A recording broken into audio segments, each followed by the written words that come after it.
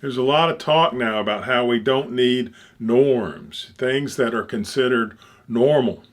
And, they want to take down all the norms, and they have no idea that if they take down all the norms, it's like sawing off a branch that you're sitting on. You're going to fall crashing to the ground, and it's going to hurt very bad. Language is a norm. Every sound that I'm making is just an arbitrary sound. But since you have learned the norms of the English language, you understand what I'm saying. To some extent, language is imperfect.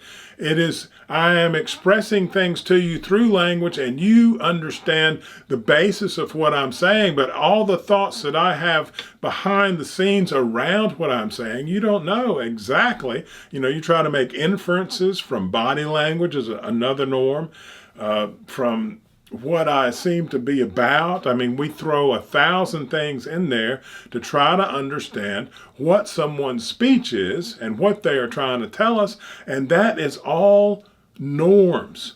Every sound I'm making is only communicable to you because you agree to these norms, that this means this and that means that. And if you break down the norms of language, then we can't talk to each other anymore. And that we can't get anything done. We can't resolve any conflicts. We can't build anything.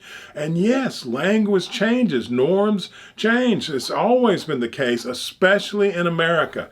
And that is the beauty and the glory of America, is that norms can be changed, replaced with other norms. Not, if we do away with a norm, we have to make another one to go in its place, because norms keep us together and help us move forward. The communist and socialist countries, their norms are very entrenched. It is almost impossible to change their norms. That's why they don't make anything or do anything.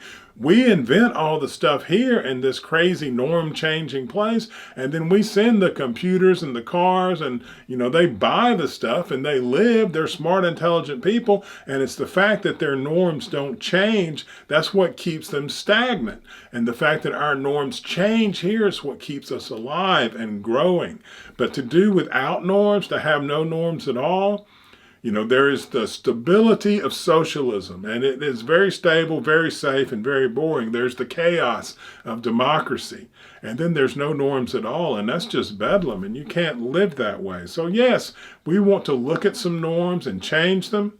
That's a great idea. We've always been doing that here in America, but we have to change them to something new, and they can't just be arbitrary. We have to look at, what do we want the norms to be? What do we want the norms for society to be?